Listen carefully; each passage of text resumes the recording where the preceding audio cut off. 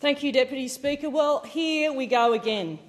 It seems like the Cfmeu saga will never, ever end. But this time, it isn't just another messy chapter in the long and troubled history of the Cfmeu. It is something far more serious. It's an industrial-scale cover-up that goes to the heart of this Albanese Labor government.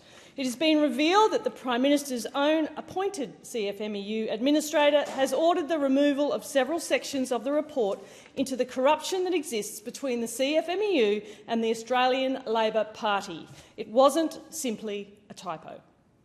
It was the removal of sections, whole chapters, in fact. Chapters that detailed the connection between corrupt and criminal conduct inside the Cfmeu and the Labor Party. Let's be clear about what this means. The opposition wrote to the administrator last year. We lodged freedom of information requests. We wrote directly to Minister Rishworth seeking the full release of the report. We asked for transparency. We asked for sunlight. Instead, what we now discover is that the sections exposing the deep heart of corruption between the Cfmeu and the Labor Party have been redacted, whitewashed, scrubbed from the public's view. And according to Geoffrey Watson, anti-corruption expert and author of this report, it was because he was directed to remove those sections and remove those sections, directed by the government's own appointed administrator, to remove references that connected the Cfmeu to the Australian Labor Party. This is a complete and utter lack of accountability and transparency, all from a government that went to the 2025 election promising transparency to the Australian people. What a disgrace. This comes after the Prime Minister told the Australian people he would not take Cfmeu donations, only for Australian Electoral Commission disclosures to reveal that promise was another broken promise. This report, in its unredacted form, reportedly highlights that some $15 billion of Australian taxpayer money has been washed through a cartel network involving the Cfmeu and the Australian Labor Party. $15 billion, that is a huge number. It's around about the same amount of money as the childcare support that Australians get. At a time when families are struggling with their mortgages, when rents are soaring, when young Australians are being locked out of home ownership. And what sits over the top of all of this? What is it? A criminal cartel tax on Australia's housing industry, driven by corrupt conduct and protected by political interference. Everyday Australians are paying more for construction. Young Australians are paying more for their first home.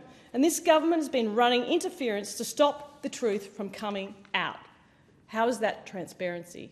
Last year, time and again, we sought parliamentary scrutiny. We sought Senate inquiries. We sought answers in question time. We sought proper examination of the relationship between the Cfmeu and the Labor Party. And what did we see? What did we see? We saw questions being shut down. We saw inquiries being blocked. We saw debate being guillotined. But what do we truly expect anything else from this government? Do we expect anything else? The Labor Party, with assistance from what appears to be their coalition partner in the Greens, have repeatedly run interference for those at the top of the Cfmeu tree who are engaging in corrupt and criminal conduct. Now the truth is emerging, but this chamber should not have to wait for drip-fed revelations. The minister must release the full, unredacted, non-whitewashed report now. Not a sanitised version, not a politically convenient summary, but the whole report. Australians deserve to know. What did the minister know? And when did she know it? Why was the administrator allowed to excise chapters linking corrupt conduct to the Labor Party? And why has the government consistently run interference to shield the Prime Minister from scrutiny? And let me say this. The administrator's position is now completely and utterly untenable. To seek the removal of not just a few lines but entire chapters detailing connection between corruption and that sort of conduct and the governing party of this country is simply extraordinary. This is not just about industrial relations, it is about the integrity of public life. It's about whether a government can allow a cartel culture to flourish in exchange for political support and donations. It's about whether taxpayers' money has been funnelled through the corrupt network while Australians struggle to pay their bills. Wake up! Albanese government, wake up!